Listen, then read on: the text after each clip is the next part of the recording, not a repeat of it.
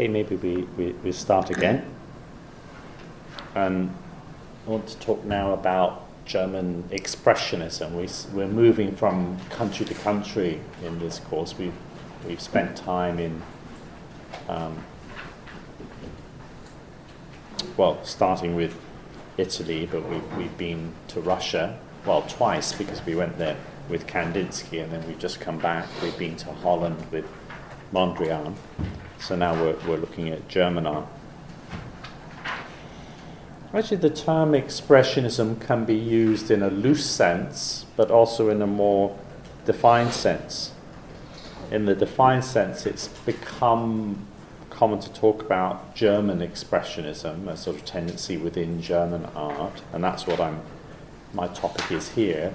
But one can also talk about an expressive quality in a lot of modern art. You know, the art from the time of Van Gogh onwards often emphasize expression of emotion rather than description of things. So that's a kind of a broader sort of subjectivist or emotive tendency in a lot of modern art. And actually, when the term expressionism was used, it was used by art historians in quite a broad way.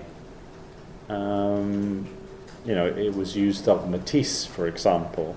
Some early art historians used it to talk about modern art as a whole. Meyer Graf or Walden did that. Although that's a lot less common now. It's tended to be used more, particularly of German art. It's a slightly over-easy binary to say, impressionism and then expressionism. It doesn't quite. That's a rather oversimplified picture of modern art. Although the guy who had the exhibition post-impressionism, he originally wanted to call it expressionism. But there was someone else in the meeting when they were trying to decide the title a journalist who wouldn't agree to expressionism. So he said, anyway, let's call it post-impressionism, because at least they were after the impressionists. So we ended up with the term post-impressionism instead of expressionism for the art of Van Gogh, Gauguin, etc. There are two main groups that I'll be talking about in German Expressionism. There is Die Brucke, the bridge group, artists including Kirchner, Heckel, Schmidt-Rottluff, Nolde, and then the second group, Der Blaue Reiter, the Blue Rider, which includes Kandinsky, we've already covered him, Paul Klee, Mark, Macker, Jawlensky. We saw one of Jawlensky's works when we were looking at Kandinsky. Then I'll look at those two groups in that order, and then I'll look at some other independent expressionists. And I'm covering not just Germany, but Austria, as part of the German-speaking world. Vienna was one of the I'd say perhaps the greatest artistic capital of the period in the German-speaking world. It had been the capital of the Austro-Hungarian Empire until the breakdown of the First World War.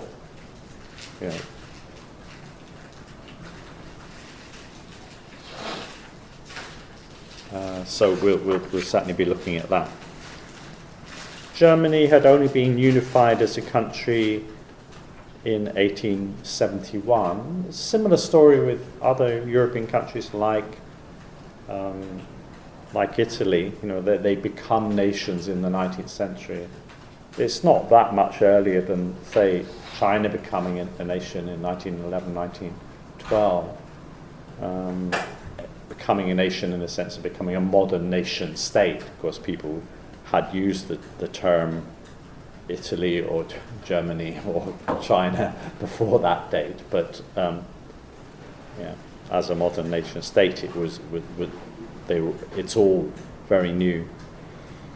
The process of industrialization in Germany was very fast, very sort of extreme in a way. So it's not surprising that we'll see some artists kind of reacting against the effects of modernity. You know, this is modernity and its discontents coming back again. You know, the Russian artists were artists who were on the side of modernity. They see some problems with modernity in Russia, but then the answer is to go further forward, you know, have a revolution, you know. But others will talk about sort of escaping more from the condition of modernity rather than directly transforming it. There were several centres of German art. There wasn't just one centre, the way there, you know, Paris was the centre of French art. And, you know, they were aware of what was happening in Paris, the biggest art centre of the 19th century, but there was also some difference and distance. And the artists we're looking at, in a way, have more to do with French art than the mainstream artists, the sort of establishment artists. These artists will see the theme of Germanness coming up as well. Nationalism is one theme. Of course, that takes on a virulent, horrifically virulent form by the time we get to Hitler. But and the Nazis, but it's already a theme all the way through. And of course, it's almost inevitably that you'll see nationalism in culture, you know, in an era following the birth of a nation state. You know, culture plays an important role in all this. You know, like the music of Verdi was very important in Italian national unification. Nationalism is as much a sort of cultural phenomenon, a cultural discourse, as a clear-cut idea, political idea, whatever. So starting off with Kirchner as a member of the Die Brucke group, the so-called bridge group, which was founded in the city of Dresden in 1905 by Kirchner, Haeckel and Schmidt-Rottluff, those three. They were all architecture students rather than art students. And they have a sort of manifesto like the Futurists did. It's all very generalized. I'll just read you a little bit. It doesn't actually tell you much. It's, you know, with faith in progress and in a new generation of creators and appreciators of art, we summon all youth together. As youth, we carry the future with us and want to establish freedom of life and movement in opposition to the entrenched older forces. Everyone who conveys that which forces him to create directly and with authenticity belongs to us. Well, this is also very generalized ideas in a way. Sort of naive kind of artistic revolutionary goals, undefined aims, and in fact their art at that time was not particularly advanced. It comes to be more advanced. There was a definite group aspect to what they were doing, though. They sort of lived collectively. They shared a studio in the workers' quarter of Dresden, so they have a sort of a sense of solidarity with ordinary working people, and it's almost like a kind of revival of the idea of the guild in the medieval times in Germany and other countries, where craftsmen would have their own organization to band together. That kind of communal quality breaks down a bit when they make a move in 1911 to Berlin, you know, to a different city, and then different things come up. But we'll see, you know, for example, with Kirchner, we'll see a slight difference of his style when he moves to the new city. So the city you're in does seem to be important for them. And starting looking at his work with this painting, Girl with Japanese Umbrella, and I'm dating it to 1909 to 10, but if you've got sharp eyes, you can see after his signature, it says 06. Yes, well, I don't quite believe that date, but unfortunately, artists sometimes have this tendency to want to be the first. He's not the only artist who sort of forgot the date and got it a bit early, when dating his work. So one imagines this was written onto the painting later. Well, I want to make a comparison immediately with this work. It's a work by Matisse, The Blue Nude by Matisse. You see the kind of typical Matisse sort of curvilinear, sinuous pose. He has a sculpture that has the same pose too, reclining figure sculpture.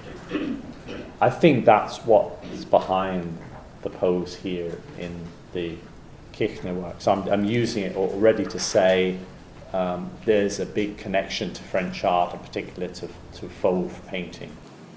Yeah, so I'm comparing with Fauvism in the heightened colour.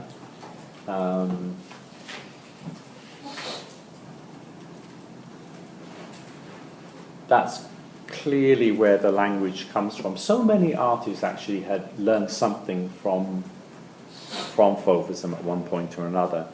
Kirchner first saw Fauve works in Berlin in 1908. There was actually in 1909, in January 1909, there was a Matisse one-man show at the Paul Cassirer Gallery in Berlin. So these were the opportunities he had to be exposed to it. So yeah, the heightened colour, also the simplifications of form. He talks about this as a sort of hieroglyphic quality, the sort of simplification of forms, simplified linear forms.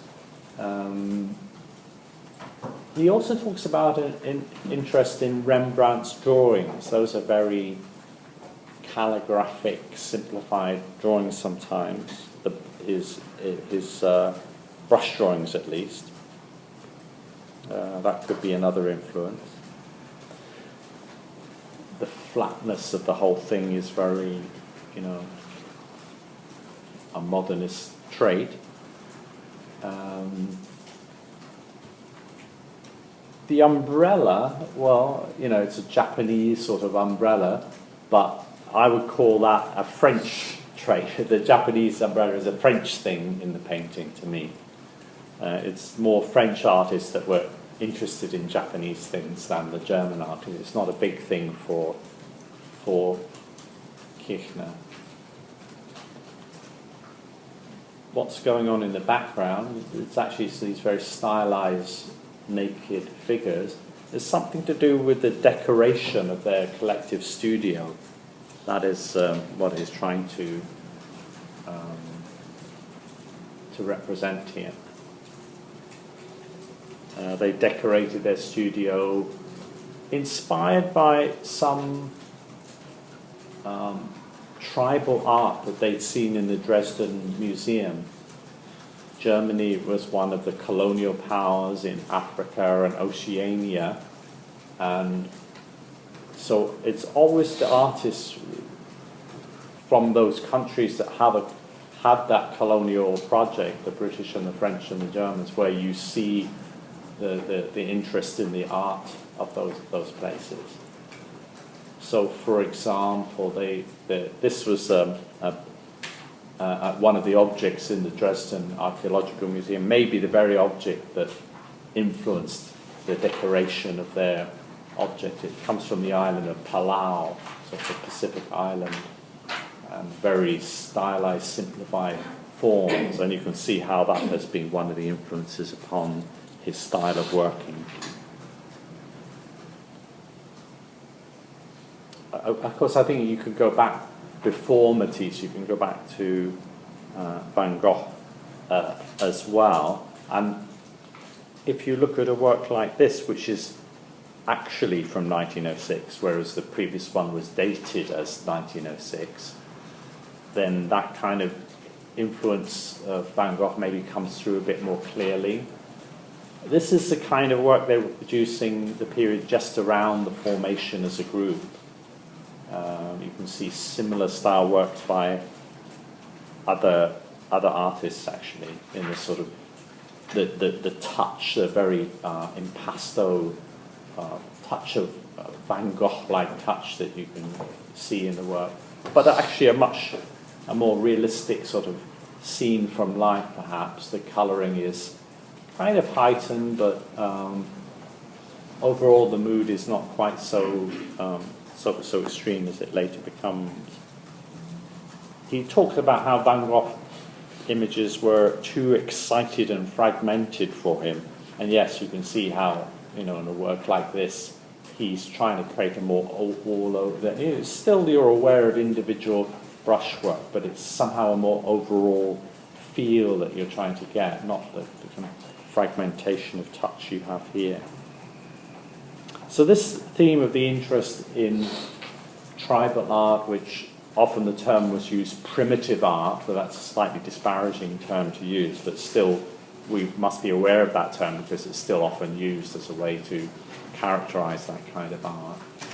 The theme of primitivism, the interest in primitive culture, so-called primitive culture, is a big one for the German Expressionists, the Brucke anyway, and for so many modernist artists of this time. Three Nudes in the Forest, 1908. There are many images like this where he's dealing with the nude and dealing with the human figures, humanity's relationship to nature. This is the reaction against living in a over-civilized urban existence, wanting to escape from that to nature. Actually, that's something they did as a group. They would go out into the countryside in the summer on their sort of painting holidays, they and their girlfriends, and try to get back towards nature. It's a kind of a theme of discontent with modernity we can recognize in our own era still. The desire to go to on holiday to somewhere that's unspoilt, somewhere natural, even just going for a hike on the weekend. It's all about escaping to nature and things like that. So this kind of painting is trying to represent nature as a kind of alternative to city life. Talk about it, I suppose, more in a more formalistic way first. The heightened colour, of course, reminds us of the Fauve art. It's definitely an influence, Matisse and the Fauve. But I also want to talk about the differences as well. This is a Matisse painting from 1905, the view of Collioure, sort of Mediterranean scenery. The two works have in common that colour is heightened, but nevertheless the range of colour, I think, is different. I don't think you'll find any Matisse works we have this kind of heightened sort of acidic quality of colouring that you get here in the Kirchner work. Sort of acid colouring, trying to create a sense of a sort of violent emotion or heightened state, I think. Whereas in the Matisse work, it's a very emotive painting, but the mood is more warm or almost sort of decorative in a way. It's a different feel that he's trying to get across to you. There's something more of atmosphere in here, really, as well. It's not naturalistic, but it still has a sense of atmosphere, of light and heat of the Mediterranean, maybe.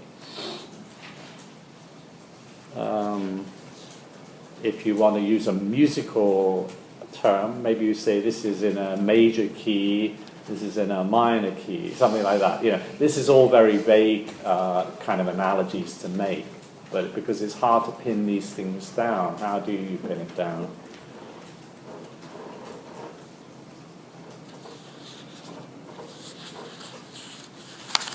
there's not the mixing of white into colours that Matisse often liked to do.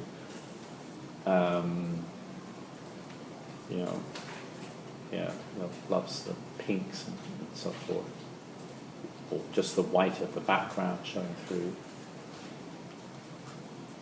But we do have a little bit of something showing through, but it's not the same thing at all.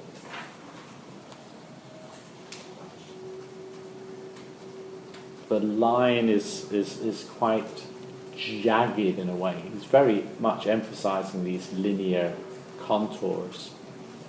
It's a very harsh, sort of jagged kind of effect that he's produced.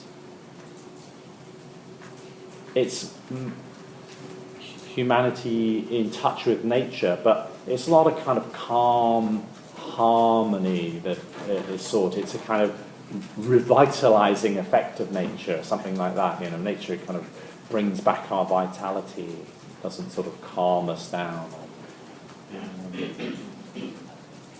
Sometimes people have talked about hard and soft primitivism, so this would be more the hard primitivism, that seeing primitive life as somehow encouraging us to be more in touch with our feelings and active in a way.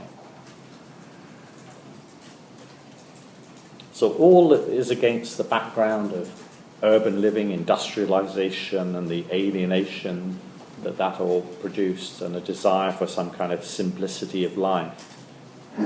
So that subject matter and style go together. The subject matter is about nature, but the style is also about spontaneity and rawness, getting back to something simple. Compositionally, the figures are sort of unified with their background. That's creates a kind of, at a compositional level, a kind of metaphor for harmony with, or unity with nature.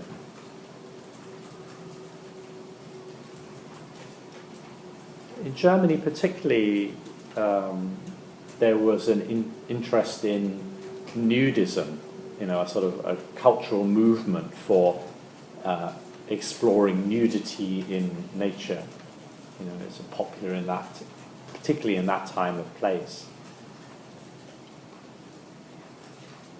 Sometimes in certain countries, I don't think we have anything like this in Hong Kong, but certain countries, they will have certain beaches set aside for nudists, for people who don't want to wear clothes, because it's a sort of certain kind of culture. And German tourists are probably, even today, amongst the ones who most likely want to take their tops off when they go bathing and things like that. It's a distinct cultural thing. The whole thing of sunbathing, even, is part of a cult of nature, isn't it? It's almost like a sort of sun worshipping. All that was very popular, and communal hiking groups were very popular in Germany at that time. The Wandervogel, it was called, communal hiking organizations. So all this is sort of part of German culture. So what you're seeing in a Kirchner painting is not it's not so far from what other people also wanted to do in a more loose kind of way. Perhaps it's good that this photo is a little bit low resolution. I don't want to shock you. Then Germanic sources, looking back at earlier German art, rather than looking the authorized trajectory back to Italian art, the Renaissance tradition. So Grunewald's Isenheim altarpiece. This is all part of it, the idea of trying to find your own national roots. That this is the nationalistic dimension in this expressionist project. Looking back to medieval times, even when German art was strong, at the time of Dürer. In 1904, Kirchner went to visit Nuremberg, a German city where the past was very present. He was very inspired by it, and writes in a letter about there being two types of art, the Nordic type and the Latin type, and obviously he's identifying with the Nordic type. He says, the German creates his form out of fantasy, out of his inner vision, and the visible form of nature is a symbol to him. So he's saying German art is, by its nature, less tied to appearances. So it's finding kind of excuses in his own national tradition, or a certain interpretation of it, for this more unrealist style. Grunewald, it's very tortured emotionally, unlike the average Italian crucifixion would be, and there's distortions of forms for expressive effect, the fingers and so forth. You can see what I mean. He admired Cranach, he admired Dürer, great German artists like that. Gothic art as well, very strong in Northern Europe.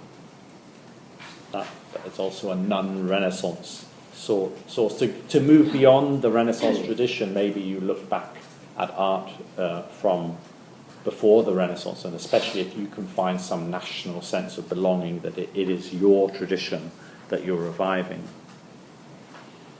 Another thing about this was their interest in woodcut. We'll see several examples of woodcut art.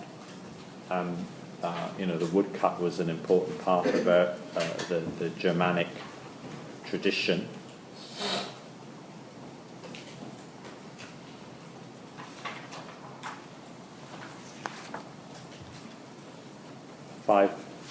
Street in Dresden, 1907. So as well as representing the countryside, he also did represent the city. In that, he's relatively unusual. I mean, the others tend more to focus on the alternative to modern life, but Kirchner does want to look at modern life itself. So he wants to tell you that modern city life is alienating. He doesn't just want to avoid it or find a solution to it. He wants to confront it too.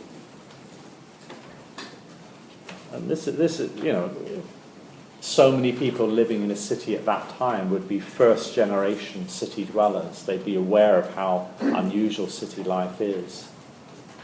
People who grew up in villages, in environments where everybody knew you and you knew everybody, and suddenly you're in a city where nobody knows you and you know nobody. But there's a certain freedom in that, but you also can be a bit lost. There's no one you can turn to maybe for help, but there's no one going to report you if you do something naughty or whatever. You can get up to things in a city life that you couldn't get up to at home. People may be strangers, but you're up close to them. You're up closer to them than you would ever be in a village. You're crushed in a tram next to the other passengers. I mean, we all have this experience of proximity with strangers in the MTR or something. But for us, because we're sophisticated urban people, we're used to this. We don't even think of it as strange. That's just what life is like. But it's a new form of life at this time, really, for most people. So I think he's finding a language to try to represent those experiences, the mask-like faces that give you this sense of, that these are impenetrable. You can't see, you don't know the personalities. It's almost something slightly threatening or confrontational about them. Encounters in public space.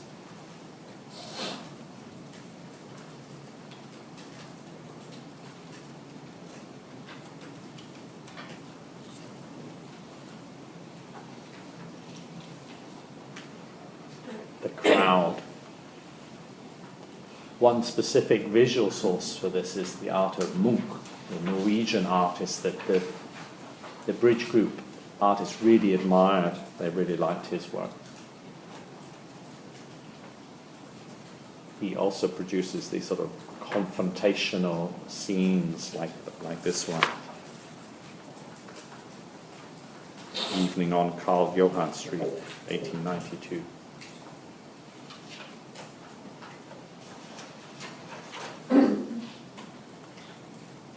Anxiety, 1894.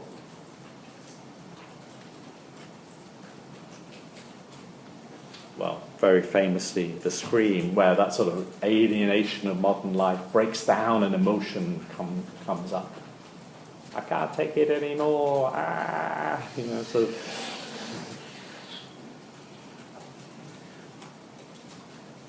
I think we'll stop here. I'll come back and talk more about this later. And what I'm showing you now is the Kirchner work,